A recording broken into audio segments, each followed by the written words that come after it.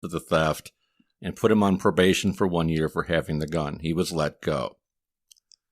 However, the gun traced to the previous burglary where he stole it from. Mm-hmm.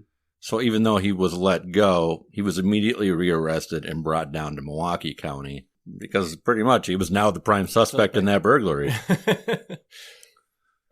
He was questioned in Milwaukee by Police Chief Walter Hendricks of Appleton, among other people, and Spanbauer admitted to the attempted rape of a 12-year-old Appleton girl and the rape of a 16-year-old babysitter in Green Bay. Hendricks told the press that Spanbauer was an apparent aggravated sex deviant.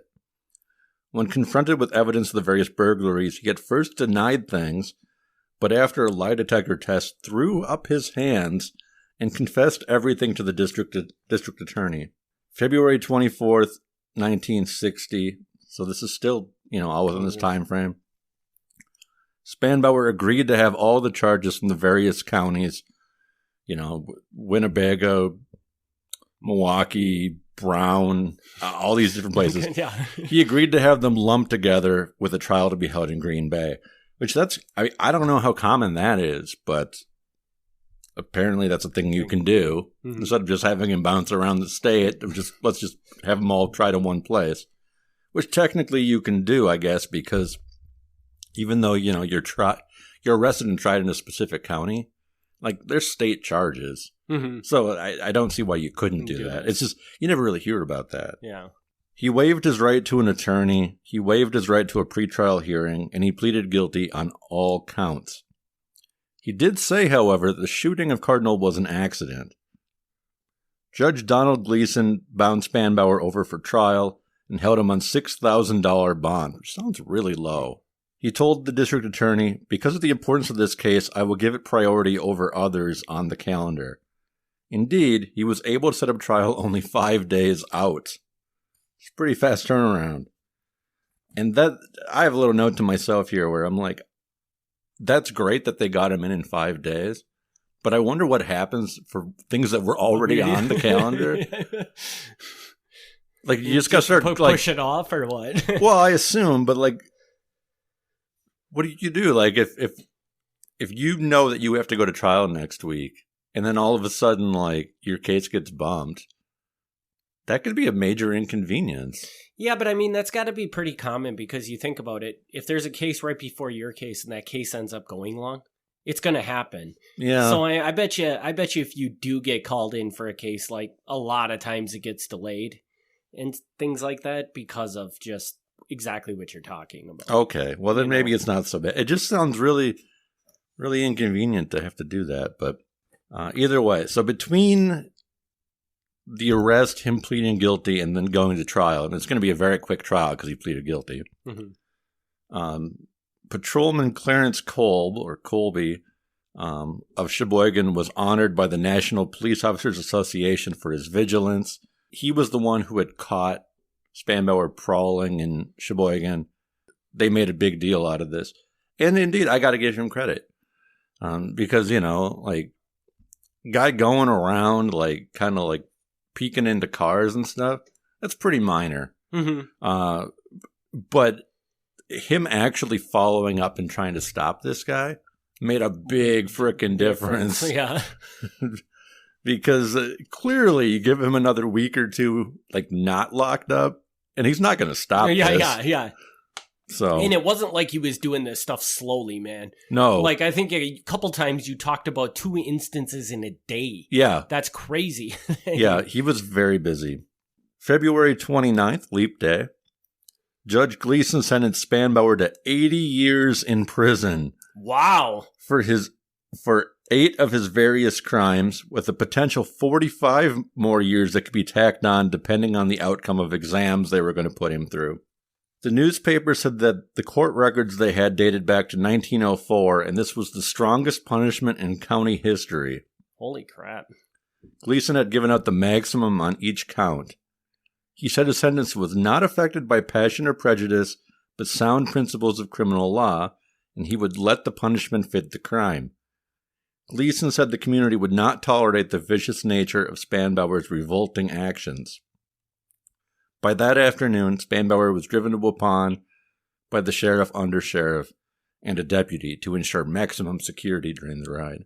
Under Wisconsin's sex deviant law at the time, Spanbauer would go through 60 days of physical, mental, and social tests. If found to be a sex deviant, he could get additional time, and it could affect his chances of parole. During sentencing, in addition to the stiff prison time, Judge Gleason declared that he personally opposed any form of parole and said that doing so would be attended by great danger. Wow, this guy really was not impressed with him, huh? Yeah, this judge was pissed. And he was brought to the state psychiatric hospital, given various tests. I don't know what those tests are, but given various tests, and he was declared a sex deviant. So then he ends up getting... I'm pretty sure we don't use that term anymore, but that's what they called him. So he had 80 years. They found him to be a sex deviant. Do you know what was added on? Because you said that if he got that, he could get more time. Is that correct? Yeah, he could have got up to 45 more, but I don't know exactly how much they added.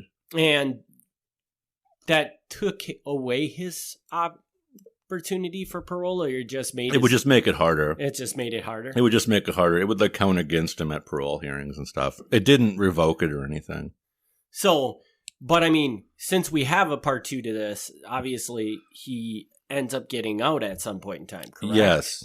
So, and is that when because what you just covered is not in the era that I'm familiar with. Correct. But I do remember a Spanbauer thing when I was a kid. So this is after he gets out. This is basically part 2. Is that? Well, I don't know how much I want to give away. But part 2 is even before the part you remember. Oh, really? Yeah.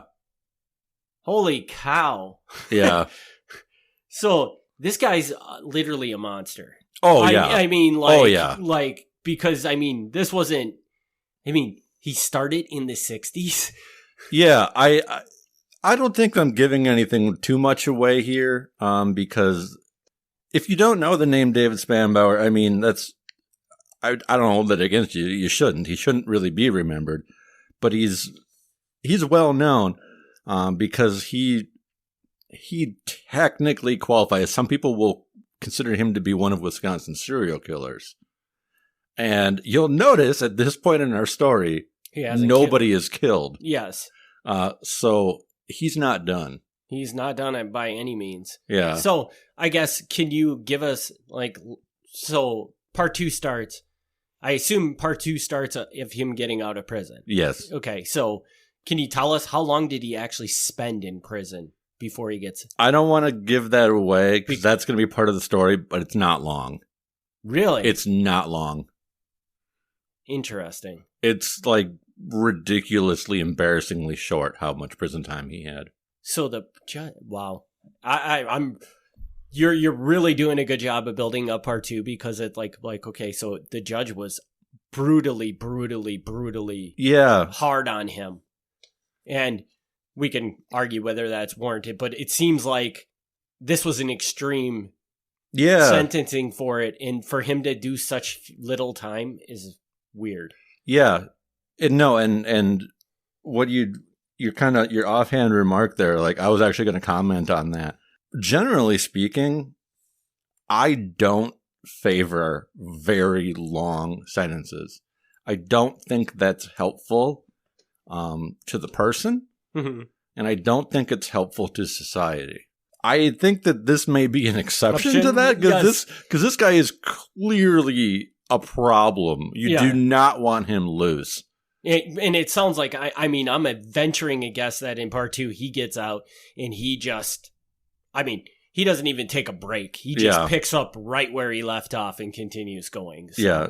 Wow. Yeah, generally I'm of the opinion that a long sentence, it's not helpful. I mean, it's setting them behind. And, obviously I get people are like, well, they're a criminal, screw them. But still, like it's putting them behind. They're going to get out.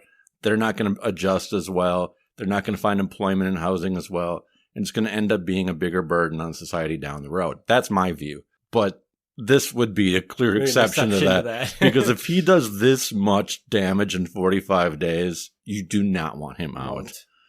This is not like a, oops, I made a childhood mistake. Or you need to give him